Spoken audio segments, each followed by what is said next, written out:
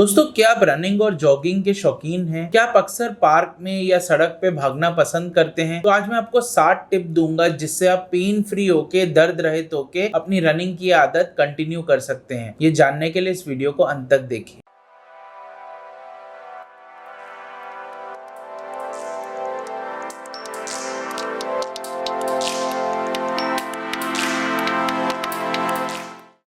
नमस्कार दोस्तों, मेरा नाम डॉक्टर रचित गुलाटी है। मैं मेडिकल डायरेक्टर हूँ SAAOL ऑर्थो केयर का। दोस्तों, रनिंग या जॉगिंग अक्सर बहुत लोग आपको रिकमेंड करते हैं। It's a fantastic exercise. आपकी कैलोरीज भी बर्न होती है। ओवरऑल घुटनों के लिए भी रनिंग बहुत अच्छी है। कमर दर्द को प्रिवेंट करने के लिए भी रनिंग या जॉगिंग बहुत जरूरी है। आपके वजन को भी कम करती है, आपकी मांसपेशियों को भी स्ट्रेंथन करती है रनिंग।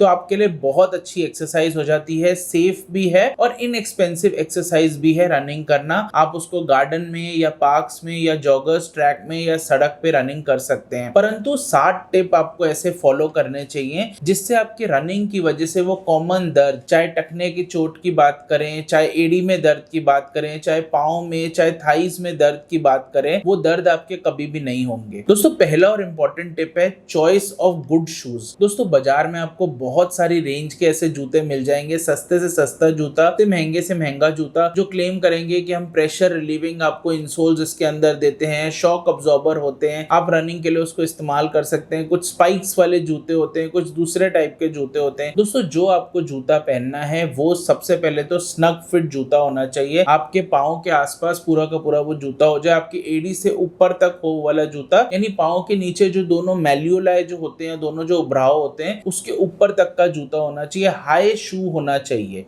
दूसरी चीज, उसका जो इंसोल होना चाहिए वो सॉफ्ट होना चाहिए, वो शॉक अब्जॉर्बिंग होना चाहिए, ताकि जब आप रन करें तो जो प्रेशर है वो वहीं पे डिसिपेट हो जाए, वो ऊपर तक आपके घुटने पे ना आए, जिससे आपको दर्द हो सकती है। दोस्तों, दूसरा इंपॉर्टेंट टिप है, आपको प्रॉपर ट्रेनिंग लेनी चाहिए रनिंग की। क्या आप जानते हैं रनिंग की भी एक पर्टिकुलर पोस्चर होता है, रनिंग की भी एक पर्टिकुलर टेक्निक होती है जो आपको जानना बहुत जरूरी होता है। हम फ्यूचर वीडियोस में आपके साथ जरूर शेयर करेंगे जिसमें हम आपको रनिंग का करेक्ट पोस्चर और करेक्ट टेक्निक सिखाएंगे। और आपके लिए वार्म अप करना और लिम्बर डाउन या कूल डाउन करना बहुत जरूरी होता है। अपनी स्ट्रेचिंग एक्सरसाइजेस को बिल्कुल ना भूले रनिंग करने से पहले। दोस्तों, तीसरा इंपॉर्टेंट टिप है लो इंपैक्ट ट्रेनिंग करना ऑन सम डेज। दोस्तों, हम लोग रनिंग करते हैं तो निरंतर हर रोज रनिंग करते रहते हैं, जिसकी वजह से हमें चोट लग जाने का खतरा काफी ज्यादा बढ़ जाता है। उसके बनस्पत आप हफ्ते में कुछ ऐसे दिन बांध सकते हैं जिस दिन आप रनिंग नहीं करके दूसरी लो इंपैक्ट कार्डियक एक्टिविटीज या एरोबिक एक्टिविटीज कर सकते हैं, जैसे कि आप स्विमिंग कर सकते हैं या साइकिलिंग कर सकते हैं या क्रॉस ट्रेनर्स का इस्तेमाल कर सकते हैं, या ऑल्टरनेटिवली आप योगा, पाइलेटिस, जुम्बा इत्यादि भी कर सकते हैं, डांसिंग भी कर सकते हैं। ये सारी एक्टिविटीज भी आपको वेट रिडक्शन में हेल्प करेगी, आपकी मांसपेशियों को मजबूत रखेगी। दोस्तों, चौथा इंपॉर्टेंट टिप है इंटरवल ट्रेनिंग करना। यदि आप प्रोफेशनल रनर हैं या आप लंबी रनिंग करना चाहते हैं या मैराथन